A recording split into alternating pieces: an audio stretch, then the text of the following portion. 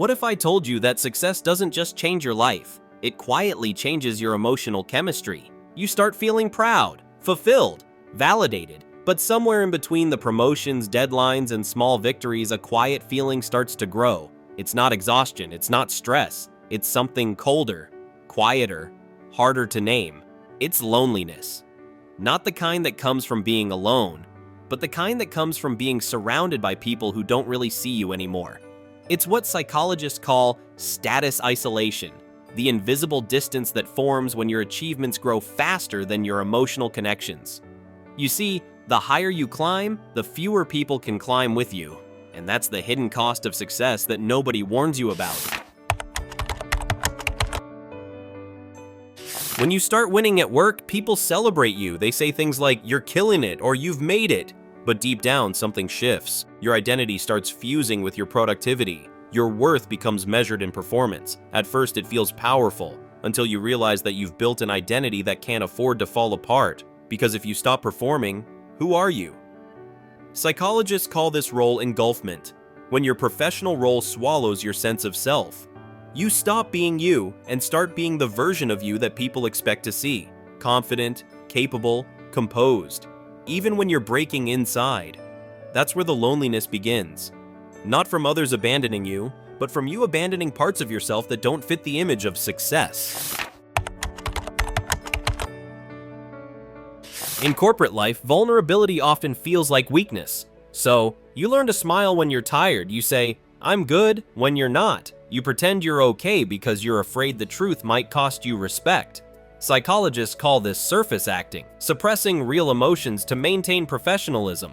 And while it helps you survive the moment, it slowly disconnects you from authenticity. Each fake smile chips away at your emotional energy. Over time, you start feeling detached. Not because you dislike people, but because you're constantly performing around them. And when every interaction is filtered through professionalism, even praise starts to feel empty. Because deep down, you know they're clapping for your mask, not for you.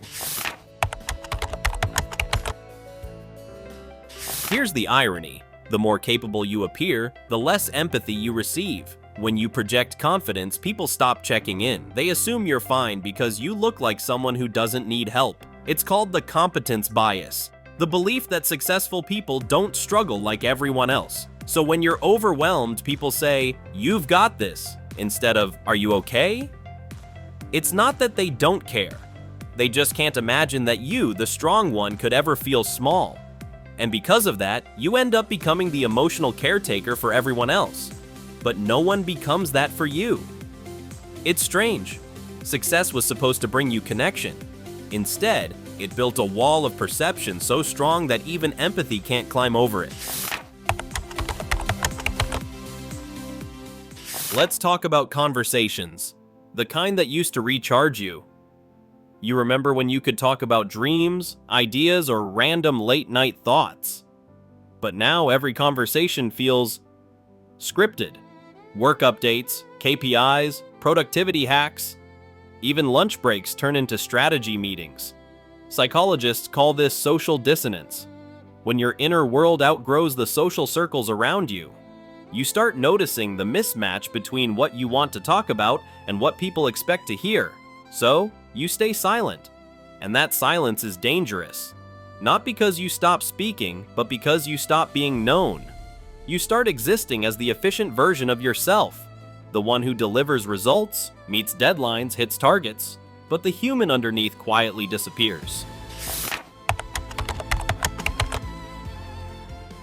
Here's the cruel part about loneliness. The more you feel it, the less you can admit it. You're afraid that saying "I'm lonely" will make you look ungrateful or weak. So you cover it with busyness. You drown it with noise. You tell yourself, "I don't have time to feel this." But the truth is, success often hides emotional hunger. You start chasing validation through achievements, thinking each milestone will finally make you feel seen. It doesn't. It just raises the bar higher. Psychologists call this the hedonic treadmill, the tendency to keep chasing satisfaction that fades the moment you reach it. And when the high wears off, you're left with silence. That's when the loneliness whispers again. You're doing everything right, so why does it still feel wrong? You've probably heard the phrase, if you want something done right, do it yourself. And for high achievers, that's practically a religion. You learn to rely only on yourself, your focus, your discipline, your drive. It feels empowering until it isolates you. Psychologists describe this as hyper-independence, a coping mechanism that forms when you equate asking for help with weakness. You tell yourself you don't need anyone, but the truth is, you do. Humans are wired for connection. Our brains literally release oxytocin, the bonding chemical, when we share, laugh, or open up. When you deprive yourself of that, your nervous system quietly shifts into survival mode. You stay productive, but emotionally, you're starving. You become a professional machine, efficient, respected, admired, but deeply disconnected from the warmth that makes life feel real. Success doesn't happen in isolation. It happens in visibility. Your wins are public, your performance is measured. Your name appears on leaderboards, charts, emails, and meetings. But visibility comes with a shadow: comparison. Even when you're doing well, your brain starts scanning for who's doing better. Psychologists call this upward comparison bias, the constant urge to measure your worth against others slightly above you. It's a trap, because no matter how far you go, someone will always appear higher, happier, richer, calmer, and that illusion fuels insecurity. You start believing that maybe your loneliness is proof that you're still not enough. But loneliness isn't a sign of failure. It's a sign that you've outgrown shallow connection and you're craving depth. Have you ever noticed that the moment after success feels quieter than the moment before it? You work for months, maybe years, chasing a goal. You finally get it. Everyone congratulates you, and yet, within days, you feel strangely hollow. That emptiness has a name: post-achievement depression. It happens when your brain loses the dopamine spikes that fueled your motivation. Without a new goal to chase, the emotional high collapses, leaving space for self-doubt and loneliness to sneak in. It's why so many successful people struggle silently after reaching what they thought would make them happy. Because success fills your calendar, not your heart. Here's the truth. Loneliness doesn't mean you're broken. It means your life has become louder than your emotions. The antidote isn't quitting your job or running away. It's reconnection. The conscious act of being real again. Psychologists call it reciprocal vulnerability. The courage to share something real even when it's uncomfortable. It's saying, "Hey, I've been struggling," or "I miss feeling understood." It's choosing truth over image. And here's the paradox. When you open up, you don't lose respect. You gain trust, because real strength isn't being unbreakable. It's being honest about the cracks and showing that you can still stand tall. Start small. Ask someone how they're really doing. Share something honest instead of something polished. Reconnect with the part of you that existed before the titles, before the expectations, before the mask. That's where real connection begins. Not through perfection, but through presence.